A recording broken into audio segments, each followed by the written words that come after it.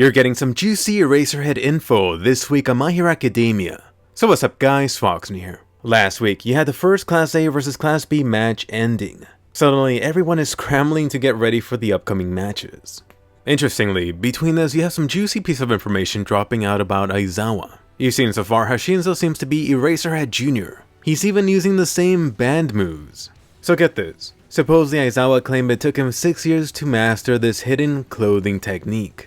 And you know what this means. You had this guy born with this quirk that's a natural enemy to everyone else. He then goes ahead and does some Batman ninja training to improve his combat abilities. Come on Aizawa, help Deku out some. Anyway, as for evaluation time, Kirishima seems to realize just how badly he screwed up, which is really him owning up to the loss and comparing it to a real life situation. You could bet that Kirishima was really thinking about his most recent villain encounter. It seemed that Froppy was a little hard on herself, and Kaminari was totally fine. I mean, both of these were from the winning group. Although wait a moment, Kaminari is the most cheerful bastard, but wasn't this a guy that got his ass slammed into a freaking wall? How the hell is this guy still awake and not in any pain now that it's over? Anyway, as for Shinso, or Eraserhead Jr., he mentioned something about only using 10% of what he learned. I'm just thinking, what else did Eraserhead teach him? He's definitely lacking in the combat area. And just think, even if his guesstimate is wrong, Shinso still is only showing a fraction of what he's capable of. So, Class A, here he comes. As for Deku this chapter, so you got Deku already thinking of a battle plan even though their group is going dead last. Of course, on Deku's team you have Mina, Great Boy, and Ochako. You've already seen Deku and Ochako pair up before. Notably, Deku loves to combine Ochako's quirk with others. This time he could combine it with very sticky balls and white liquid. Let's see what Deku comes up with. Oh, and let's not forget about Midnight this chapter. Oh my lord. This lady right here is super thirsty for some student booty. Even All Might is like, what the hell Midnight? Not while in public. I actually had to look up how old she really is. Turns out she's more than double their age at 31. I mean, if you're from the US, every few months you hear about this female teacher getting caught for banging their students. However, I'm not sure that Horikoshi wants to touch this particular topic. Oh, and it just kept on happening multiple times. In this next panel shot, I'm sure she was drenched. Anyway, as for the actual matchup, you have Momo, Tokiyami, Invisible Girl, and the Fabulous Dude. They're going up against the Kendall Girl, Mushroom Girl, and two other guys I've never seen before. Right here, Horikoshi is deepening the connection and rivalries between the two teams. If you recall, Kendall and Momo actually had some history together, and it looks like the Kendall Girl has some beef with her from their previous commercial adventure, which boils down to an inferiority complex. On top of this, you're getting some new information here. Turns out that Kendall is their class president. I could really see her teaming up or competing against Ida later on. And then supposedly Kendall's quite a quick thinker, so similar to Deku? However, at this point, which hero isn't able to adapt quickly? That seems to be the case for most of the top heroes anyway. As for the next rivalry, you had the Edgelord matchup. I was thinking this Darkness guy is gonna prove to be an issue for Dark Shadow, and maybe even a complete counter. And talking about Dark Shadow, Tokoyami has made quite the improvements. He's now able to use Dark Shadow with his now super extended long reach, of course with some limitations. But did you notice, they did confirm something here. Turns out that him and Dark Shadow can communicate over distances without talking out loud. That is extremely useful.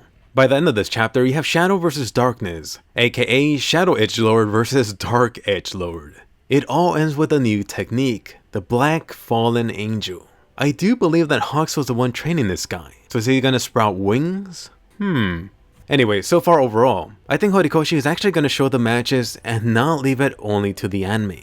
And come on, I think he's earned it at this point. Previously, he has mentioned how he had to speed things up to keep things interesting for the Shonen Jump magazine. The first match already went to Class A, so I'm thinking the second match is going to be in favor for Class B by a lot. That's why I'm predicting that it's going to be extremely close for both teams. However, B team will claim the win here. By the way, does a possibility for a tie even exist? Maybe if they knock themselves out? Anyway, I do have to bring up something important. I was thinking about making a YouTube post about this, and I still might. What this is about is Shonen Jump unfortunately abusing the YouTube flag system. Shonen Jump did this massive flagging on multiple channels like a week or two ago. They were going after every video that was even mentioning their series. This included One Piece, Boruto, Black Clover, My Hero Academia, One Punch Man, Dragon Ball Super, and so on. This whole thing is ridiculous. It's just a prime example of Shonen Jump royally screwing over free promotion for their top series, combined with abusing the YouTube system. I've actually seen reports of several channels getting copyright flags from this going into the double digits. Keep in mind that if you only get 3 strikes, your channel is terminated. And really, just to show how far Shonen Jump went, they even flagged down Geekdom. You may know him, he covers Dragon Ball content. This guy got 5 copyright strikes. And I really think this guy got a miracle since 3 of those were removed or dropped fairly quickly. Of course, a ton of other channels weren't so fortunate. They even flagged so far one of my videos, which was a My Hero Academia chapter review. Unfortunately, YouTube doesn't restrict companies like Shonen Jump abusing their system. They're free as hell to flag as much as they want. On the flip side, channels are free to submit this counterclaim to remove this flag. However, even if your strike gets removed, these companies that abuse the YouTube flag system don't face any consequences at all. The counterclaim process also usually takes around 3 weeks. So far I dealt with this countless times over the years. Anyway, right now I do expect Shonen Jump to try something like this again. So right now I'm trying to decide what exactly to do going forward. One option is to take the Geekdom route, which is only show one still image for the whole video on my Hero Academia weekly reviews. I'm not sure how many of you would actually enjoy that. Perhaps I could help by rotating between pictures about who I'm talking about, similar to this video. And then the second option, which is more extreme, which is to stop reviewing the My Hero manga altogether. What would replace my My Hero videos would be a weekly or bi-weekly analysis, discussion, or some other type of video related to My Hero Academia. Definitely let me know what you think. Which option would you prefer? Is there any other alternatives? I do have to decide soon, hopefully before Shonen Jump does this massive flag bombing again. Whatever happens, the change will come by the time that My Hero Academia Season 3 ends, which is soon. Anyway, let me know about that and let me hear from you for this week's chapter. Any thoughts on Aizawa and Shinso after this match? Should Eraserhead do a closing bind elective class? And who do you place money for winning the second match? Which edgelord is going to be the edgiest? Anyway, be sure to smash that thumbs up and subscribe.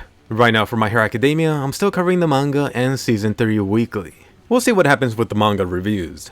Don't forget to check out my other weekly Attack on Titan videos, including breakdowns for Season 3. The latest anime versus manga changes video is out now. So be sure to hit bell notifications, subscribe, and I'll see you guys later.